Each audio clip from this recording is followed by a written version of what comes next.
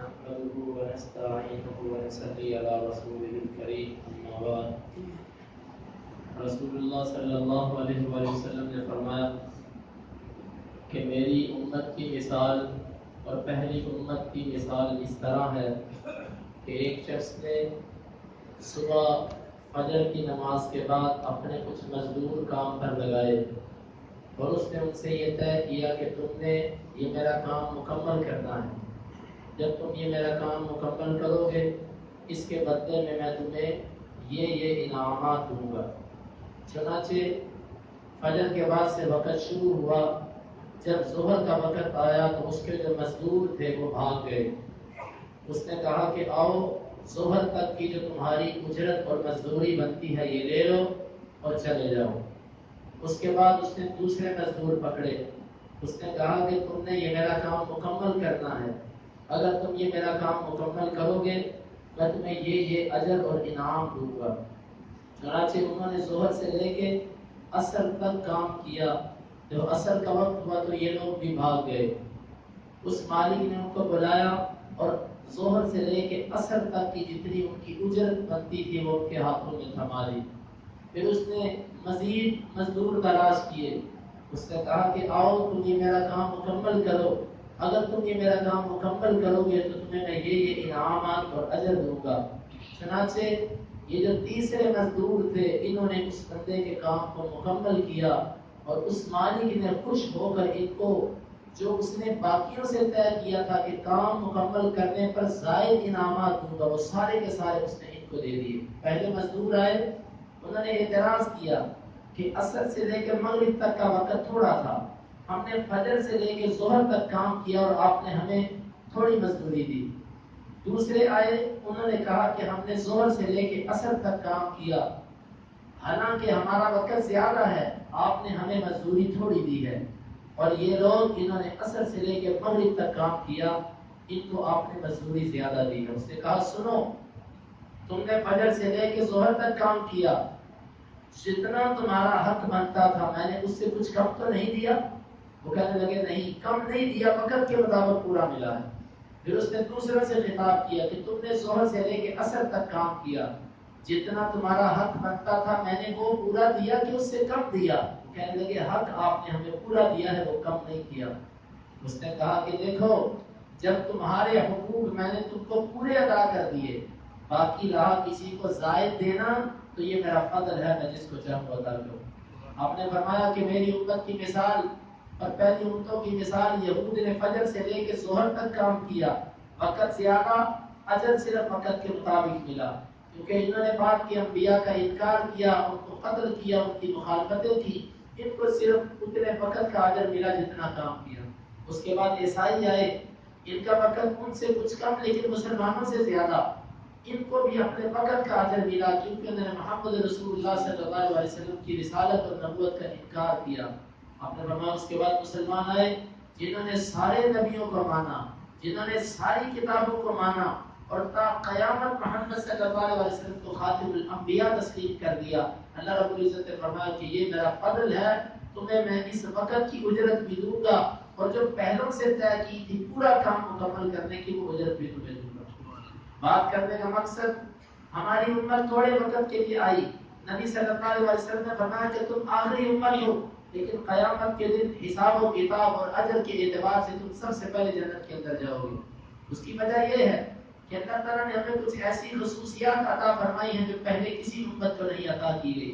ان خصوصیات میں سے صرف ایک آدھ بیان کرنا چاہتا ہوں. وہ خصوصیت ہے جمعے کی.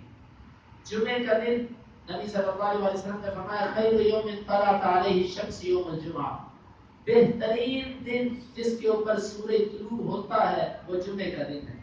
اس کی فضیلت کیسے ہے؟ فرمایا فیہ خلق آدم اس دن آدم علیہ السلام کو پیدا کیا گیا اور اس دن ان کو جنت میں داخل کیا گیا اور اسی دن ان کو جنت سے نکالا گیا اور اسی دن ان کی توبہ قبول کی گئی. اور آپ نے فرمایا کہ پھر اسی دن اللہ رب العزت قیامت کو بھی قائم کرے گی. صحیح مسلم کی روایت جمعے کا دن بڑا افضل دن ہے اور آپ صلی اللہ علیہ وسلم نے فرمایا ما حسدتکم الیہود یہودی تم سے اس طرح حسد کسی چیز پر بھی نہیں کرتے جتنا حسد وہ تم سے تین چیزوں پر کرتے ہیں. پہلی چیز کہ جو تم ایک دوسرے کو سلام بھیجتے ہو، ان کو اس پہ حسد ہے کہ ہم وہ لوگ ہیں جن پر اللہ کا غضب ہوا، اللہ کی لعنتیں ہوئی، اور یہ مسلمان وہ ہیں جو ایک دوسرے کو سلامتیاں کہتے ہیں۔ دوسرا حسد ان کو آمین پر ہے کہ جب آپ سورہ فاتحہ پڑھ کے غیر المغضوب علیہم ولا الضالین پر آمین کہتے ہو، اللہ مغضوب کا رستہ نہ دکھانا یعنی یہود کا، اور نہ ضالین کا رستہ دکھانا یعنی عیسائیوں کا۔ آپ جب آمین کہتے ہو اس سے ان کو بڑی تکلیف ہوتی ہے۔ اور آپ نے فرمایا تیسری چیز جس پر وہ تم سے حسد کرتے ہیں وہ جمعے کا دن ہے۔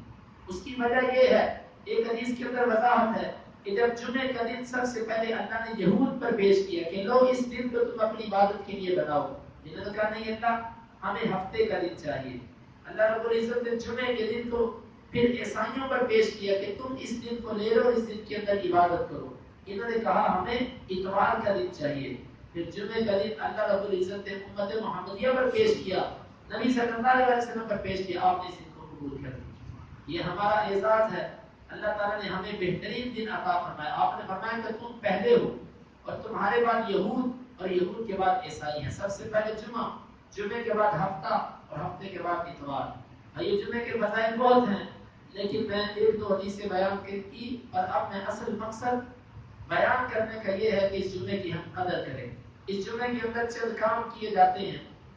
نمبر 1 سورہ کہف کی تلاوت۔ نبی صلی اللہ علیہ وسلم نے فرمایا کہ جو سورہ کہف کی تلاوت کرتا ہے ایک جمعے سے لے کر اگلے جمعے تک اس کے لیے اللہ کی طرف سے نور کر دیا جاتا ہے۔ اللہ رب العزت اس کے لیے بصیرت اور ایمانی نور اس کو عطا فرما دیتے ہیں۔ دوسری فضیلت، اس دن کرنے والے کاموں میں سے غسل کرنا، صاف کپڑے پہننا، خوشبو لگانا، سر پہ تیل لگانا، اور جلدی بر وقت مسجد میں آنا، اور مسجد میں آنے کے بعد جتنی توفیق ہو اتنے نوافل پڑھنا، اور پھر خاموشی سے بیٹھ جانا۔ خطیب جب خطبہ دے اس کے خطبے کو مکمل خاموشی سے سننا، کسی تنکے کو بھی نہ چھیڑنا اور نہ کسی کو خاموش کروانا، اور جب خطیب اپنا خطبہ مکمل کر دے پھر اٹھ کر خاموشی سے امام کے ساتھ نماز پڑھنا۔ نبی صلی اللہ علیہ وسلم نے فرمایا کہ جس نے یہ کام کر دیا، اللہ رب العزت اس انصاف کی وجہ سے، ان آداب کی وجہ سے اللہ رب العزت اس کے ایک جمعے سے لے کر اگلے جمعے تک اور پھر 3 دن مزید تک، یعنی ایک جمعے کی وجہ سے 10 دن تک کے گناہ اللہ تعالیٰ معاف کر دیتے ہیں۔ یہ رمضان مبارک کا پہلا جمعہ ہے، 10 دن کے گناہ اللہ تعالیٰ معاف کرتے ہیں۔ 2 فضیلتیں جمع ہو گئی، ایک جمعہ اور پھر جمعے کے ساتھ ساتھ رمضان مبارک کا جمعہ۔ آؤ بھائیو ہم سب اس جمعے کی قدر کریں، آج غسل کر کے صاف کپڑے پہن کے سنت کے مطابق خوشبو لگا کے ہم پر وقت آئیں، اور پھر اس دن صرف جمعہ ہی نہیں بلکہ ابھی سے ایک کام شروع کریں جو آپ نے غروب آفتاب تک کرنا ہے، وہ یہ ہے کہ نبی صلی اللہ علیہ وسلم پہ کثرت سے درود پڑھیں۔ ابھی سے درود ابراہیمی شروع کریں۔ اپنی دکان پہ بیٹھے ہیں، آپ سفر کر رہے ہیں، گاڑی چلا رہے ہیں، جہاں بھی ہیں، رات غروب آفتاب تک آپ نبی صلی اللہ علیہ وسلم پر درود پڑھیں۔ اور عصر سے لے کے مغرب تک کا وقت آپ نے فرمایا کہ جمعے کے دن ایک گھڑی ہے، وہ گھڑی ایسی بابرکت ہے کہ جو بندہ اس گھڑی میں اللہ سے جو بھی سوال کرے اللہ رب العزت اس کو عطا فرماتے ہیں۔ بہت سارے صحابہ، ائمہ، محدثین، ان کا یہ موقف ہے کہ وہ گھڑی جو ہے وہ عصر سے لے کے مغرب کے درمیان آتی ہے، تو اس لیے یہ بڑا فضیلت کا دن ہے۔ یہ صبح سے لے کے شام تک فضیلت والا دن ہے۔ ہم اللہ رب العزت سے دعا کریں کہ اللہ تعالیٰ ہمیں اس دن کی قدر کرنے کی توفیق عطا فرمائے۔